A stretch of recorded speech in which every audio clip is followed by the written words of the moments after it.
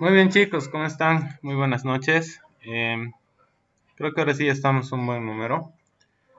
Eh, Hasta la última clase, bueno, antes del tema de las clases presenciales, estamos viendo lo que era el tema de transmisiones por cadenas, ¿no? Entonces, ahora nos toca ver la parte de transmisiones flexibles, ¿no? Lo que correspondería a la parte de correas.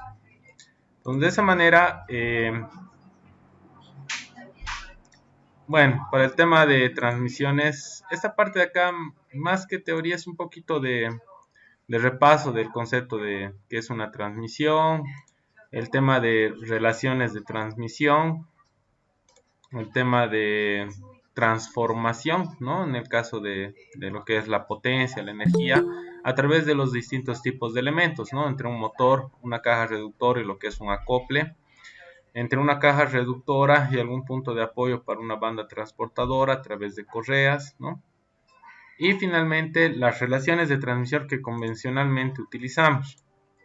Entonces, por ejemplo, acá estamos viendo dos tipos de situaciones, ¿no? Una que es de reducción de velocidad y la otra que es de ampliación, lo que se conoce como multiplicador, ¿ya? En el caso de las correas es bastante común ver el tema de reducción o el tema incluso de mantener la transmisión. ¿Qué quiere decir? Que no se multiplica ni tampoco se reduce, ¿no? ¿En qué casos utilizamos esos? Ese tipo de transmisión, mejor dicho, es más que todo en el caso, ahora sí les voy a compartir la pantallita, es más que todo en el caso en el cual nosotros no queremos reducir ni multiplicar. Puede ser, por ejemplo, en el caso de algún ventilador. Entonces, en el caso del ventilador no podemos acoplar de forma directa el motor al eje del rodete del ventilador, sino que se utiliza un sistema de transmisión. Entonces, en algunos casos no se busca reducir la velocidad, sino se busca que mantenga. Entonces, utilizamos poleas del mismo tamaño y la transmisión de correas cumple la función de transmitir el movimiento y aparte de eso absorber las vibraciones por el tema de la velocidad de trabajo, ¿no? Ustedes saben, ¿no? A mayor velocidad de trabajo también existe eh, mayor vibración, ¿no? Entonces, puede darse esa situación, pero generalmente les decía, tenemos el caso de reducción de velocidad. Podría darse algún caso de multiplicador de velocidad, pero más que todo eso es en situaciones en las cuales estamos trabajando con algún tipo de generador. Entonces, el generador sí trabaja con alta revolución, entonces los motores en baja en algunos casos no llegan a cubrir esa velocidad de rotación, entonces sí necesitamos multiplicar, ¿no? Hay otro dato que es interesante, que es el tema del rendimiento. Y esto, bueno, no solamente es propio de las correas, sino en realidad esto pasa en cualquier transmisión. La potencia que ingresa, lo vamos a ver a través de acá, la potencia que puede ingresar a través del motor y se ve reflejada en la banda transportadora, de forma ideal, solamente en términos de potencia, eh, es la misma. Quiere decir, si yo tengo un motor de un HP, en realidad acá también tengo la potencia de un HP, ¿no? Pero eso es de forma ideal. De forma real, el mismo hecho de utilizar acoples, ya sea por fricción, por el tema de calentamiento, el tema de las cajas reductoras, en la relación de transmisión que tienen, por más de que sean engranajes, en algunos casos hay un cierto margen de pérdida de velocidad, o sea, de la velocidad estimada. Lo propio pasa con las correas por el tema del caso de resbalamiento, ¿no? Entonces, hay bastantes puntos en los cuales, e incluso los puntos de apoyo, lo que son los rodamientos, que provocan de que la potencia que está ingresando, ¿no? A través del motor, si es un HP, no sea la misma que está saliendo por acá, sino generalmente tiende a ser un poco menor, ¿no? De esa manera, ¿no? Esto que dice gama de productos PT es la gama de productos que maneja SKF y son algunos elementos que son comercializados de forma normalizada, estandarizada. SKF viene con el tema de cadenas. Ahora, para cadenas no solamente está SKF, pero bueno, la gama de productos PT de SKF tiene cadenas, correas, acoples, bujes, ruedas dentadas y poleas, ¿no? Les decía, no es la única marca, ¿no? En realidad, para el tema de cadenas, marcas industriales tenemos Wipperman, tenemos Renault. Entonces, hay otro tipo de marcas, e incluso las marcas chinas, ¿no? Las que no tienen ningún tipo de código de reconocimiento de la cadena. Lo mismo pasa con el tema de las correas, ¿no? Tenemos Goodyear, tenemos OptiBelt, ¿no? Tenemos distintos tipos de marcas de correas, ¿no? Entonces, esta es una gama de productos, ¿sí? Que tiene básicamente SKF, ¿no? Por otra parte, algo bastante interesante acá, a lo que estamos viendo en este momento aquí, corresponde al principio de funcionamiento de una correa, ¿ya? Hay un fenómeno, o más que fenómeno, es un efecto que se lo conoce como efecto cuña, ¿ya? El efecto cuña se da por la siguiente situación. Nosotros tenemos la correa, y esta correa, al momento de ser tensada, nosotros agarramos la polea de diámetro menor, la polea de diámetro mayor, comenzamos a estirar, tensamos la correa. ¿Qué es lo que va a tender a hacer la correa? Va a tender a ir al interior del canal de la polea. Al ingresar al interior del canal de la polea y estirarse la correa, se genera este fenómeno, este efecto cuña que les decía, ¿no?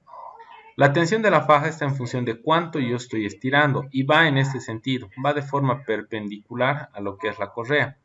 Y la fuerza esta se distribuye de la siguiente manera, ¿no? Hay un principio de acción y reacción, entonces esta fuerza que está ejerciéndose en este lado, en el lomo, que se lo conoce de la correa, se está distribuyendo de esta manera, ¿no? Y se distribuye de forma simétrica. Estamos asumiendo que se distribuye de forma simétrica tomando en cuenta que el canal de la polea también es simétrico, ¿ya?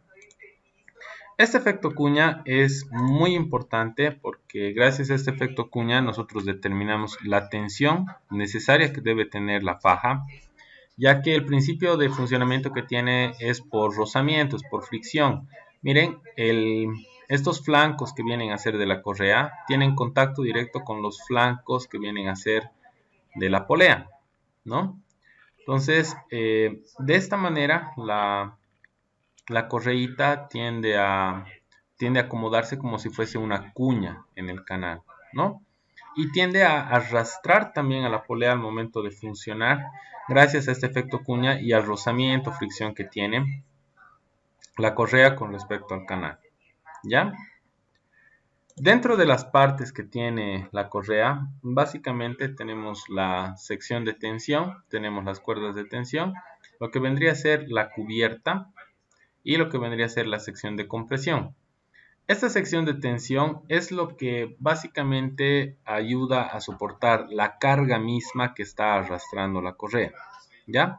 Y el material está hecho en función de estas resinas como el poliéster, el aramid, el Kevlar, que son materiales elastómeros, o sea que son hasta cierto punto elásticos, pero de alta resistencia, ¿ya? Tenemos las cuerdas de tensión.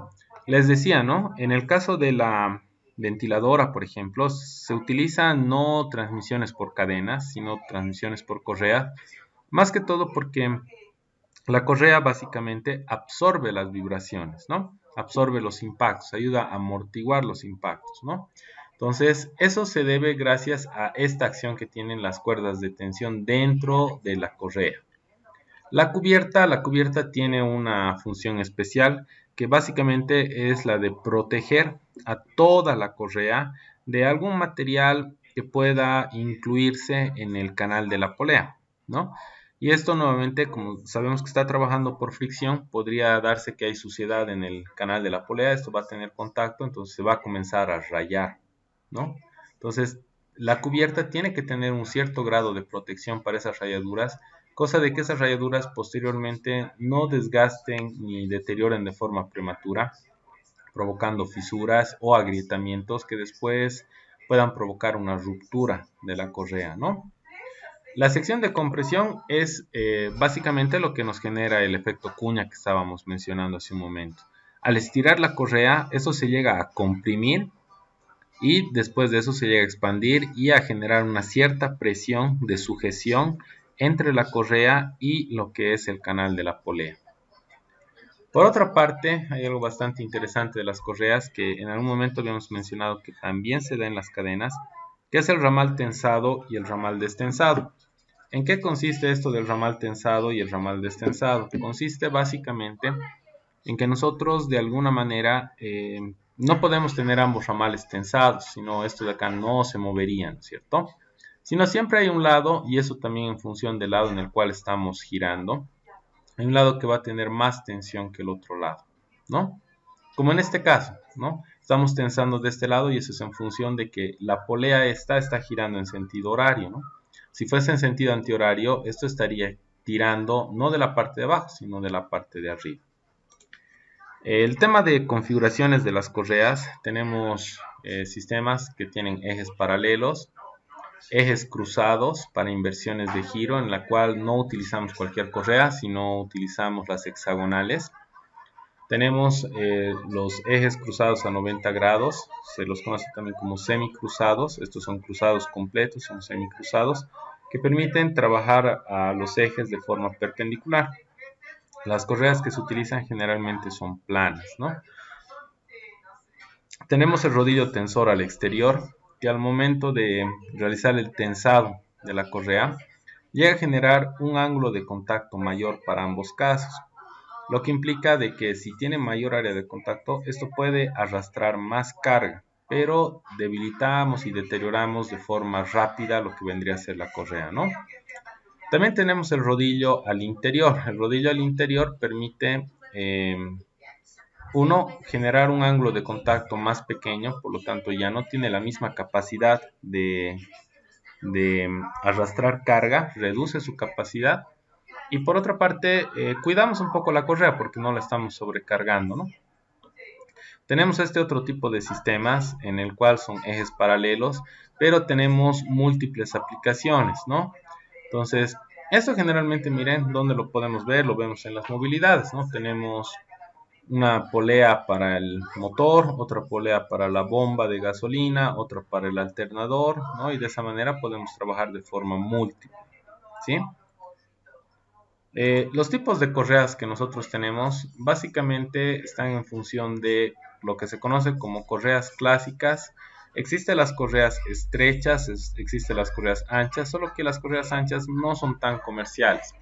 Las clásicas y las estrechas sí, más que todo las clásicas. Después tenemos las policanales, que también se las conoce como correas unidas por el lomo, o las correas síncronas, ¿no? Que son las correas dentadas. Esto de las correas dentadas son una categoría bien independiente del resto. Y esto se debe al dentado que tiene, ya que esta de acá tiene una propiedad que estas otras no tienen, que es que esta sí mantiene una relación de transmisión constante y el resto no. Dentro de las correas clásicas, las estrechas, las policanales, se manejan dos sistemas, ¿no? El sistema inglés y el sistema internacional de medida. Entonces, a nivel comercial podemos encontrar estas correas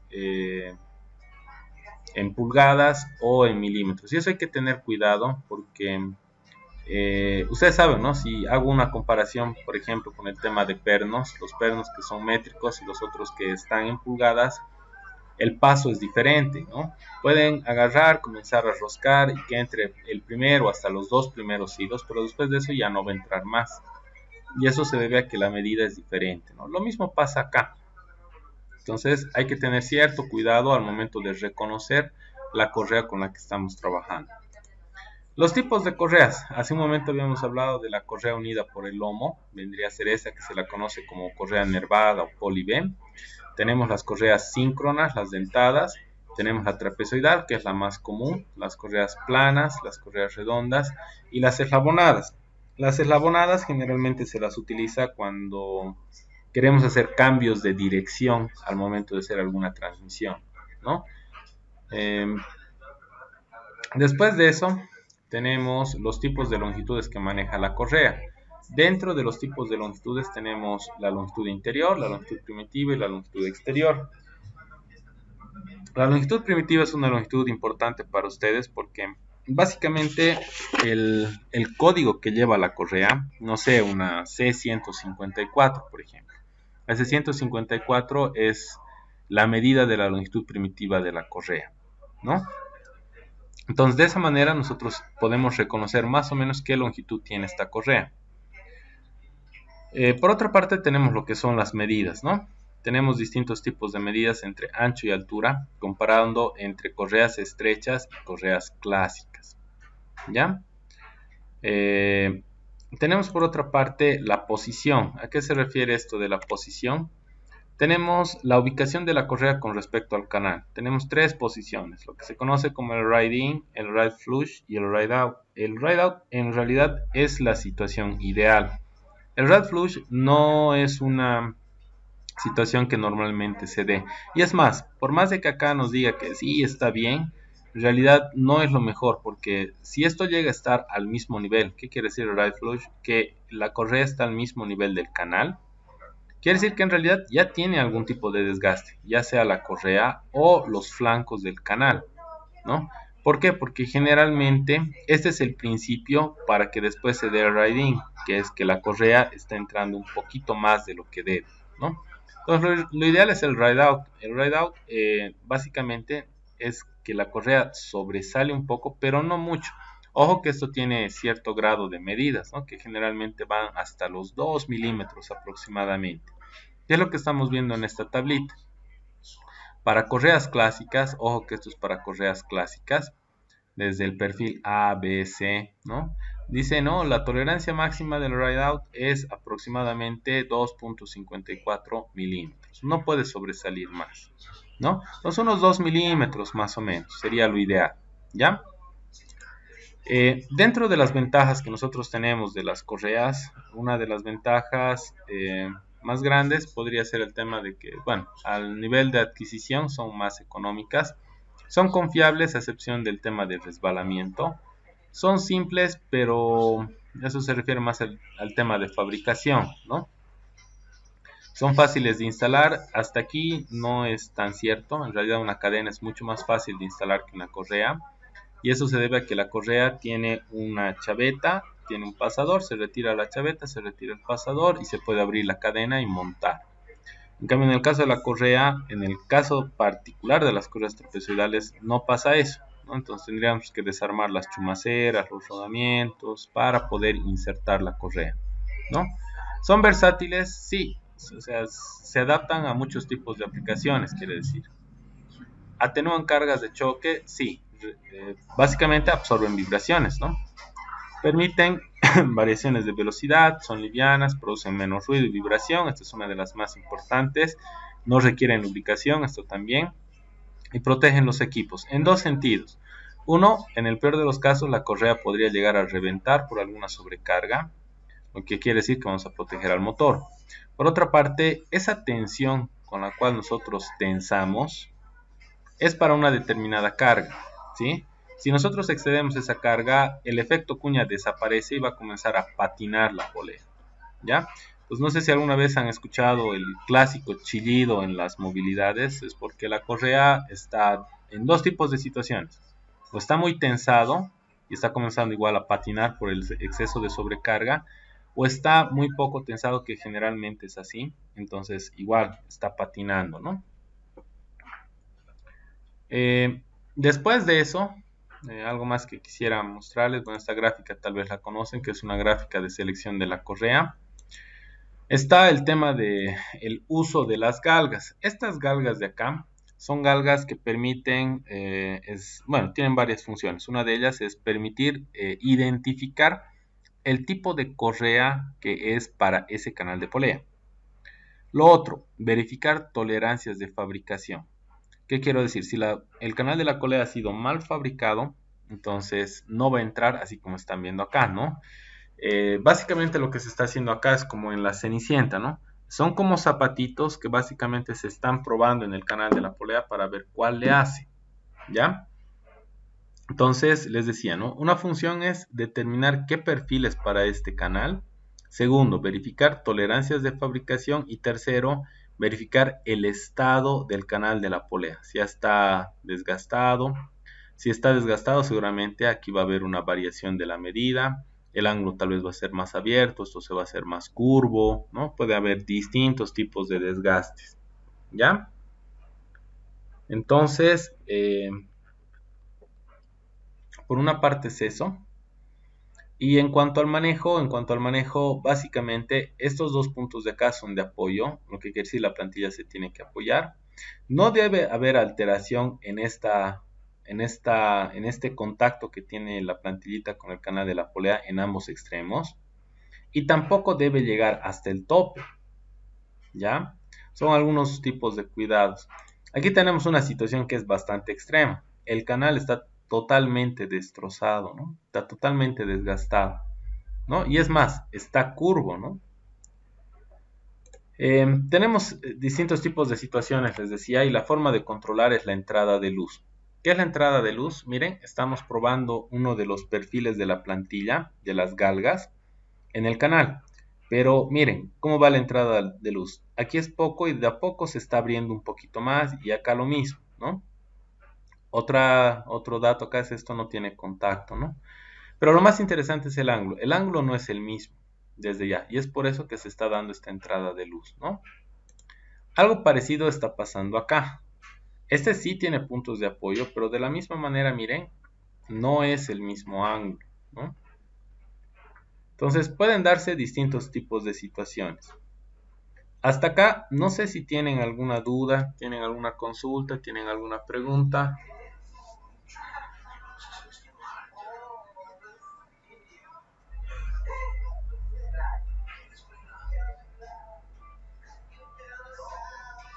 Ya, no hay dudas, no hay consultas. Lo siguiente tiene que ver con el tema de balanceo, ¿ya? Eh, el balanceo tal vez alguna vez lo han visto, en realidad aquí para el tema de las poleas se utiliza una norma, la ISO 1940, ¿ya? Existen dos tipos de balanceo, lo que es el estático y lo que es el dinámico. Ustedes deben conocer si alguno tiene movilidad o tal vez ha visto este proceso. Los aros de las movilidades tienen que ser balanceados. El balanceo consiste en distribuir de forma homogénea toda la masa que tiene el aro. Entonces ustedes dirán, pero ¿cómo vamos a distribuir si en realidad el aro ya viene fabricado? En algunos casos se le aumenta material. ¿Qué quiere decir esto? Se le puede puntear, se le puede soldar alguna piecita, algún contrapeso se le dice. Y de esa manera podemos más o menos equilibrar la masa, ¿no? En el caso de las poleas se hace eso también. Se podemos soldar, puntear alguna arandela, alguna piecita como contrapeso. O caso contrario, remover material. ¿Qué quiere decir? Vamos a tener que taladrar y remover algo de material de la polea. ¿Ya? Entonces, existen dos métodos de hacer esto. Uno que es el dinámico, que se utilizan distintos tipos de equipos. Uno de ellos permite hacer girar la polea a velocidad nominal de trabajo y de esa manera determinar la distribución de masa de toda la polea, ¿no? En el caso del estático, es un método un poquito más empírico. La velocidad no es la nominal de trabajo, se puede hacer girar la polea con la mano. Y hay dos tipos de métodos. Uno de esos métodos consiste en, a través de un eje y dos puntos de apoyo, dos rodamientos, hacer girar la polea, ¿no? Hacemos girar manualmente la polea y lo que sucede es que se va a autofrenar. Y eso es por la poca distribución de masa de la polea. Entonces se va a autofrenar. Eso quiere decir que no está distribuida. Otro mecanismo bastante interesante es utilizando ejes de acero inoxidable o ejes que tengan un acabado superficial pulido muy fino, en donde se pone igual el eje sin los puntos de apoyo, sin los rodamientos, el eje con la polea y se hace girar, ¿no? Se hace girar y pasa el mismo efecto, ¿no? O sea, la falta de distribución homogénea de la masa de la polea hace que ésta al momento de girar se autofrene, ¿sí? Entonces, en eso consiste el método de balanceo, ¿ya? Hasta acá, no sé si tienen alguna duda, tienen alguna consulta, alguna pregunta, algún comentario.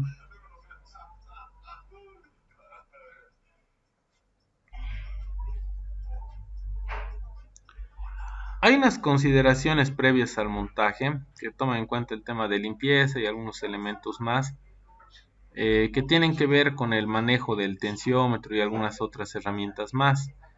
Que, bueno, después de las clases presenciales les voy a dar a manera de repaso, ¿no? Una vez que podamos concluir con todos los grupos las prácticas, ¿ya?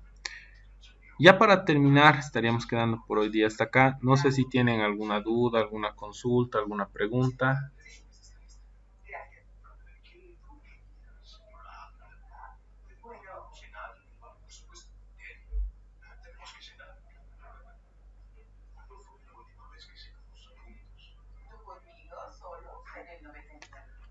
¿Ya? Entonces, hay una pequeña partecita acá que son consideraciones de montaje que les decía, que las vamos a ver en la siguiente clase virtual después de las presenciales, ¿ya? Muy bien, entonces, bueno, si no hay más dudas, no hay más preguntas, no hay más consultas, estaríamos quedando hasta acá, ¿ya? Y nos vemos hasta la siguiente clase, ¿no? Que tenemos en la semana. Que pasen buena noche, chicos, nos vemos. No chingue. Sale, Inge. Hasta mañana, Inge.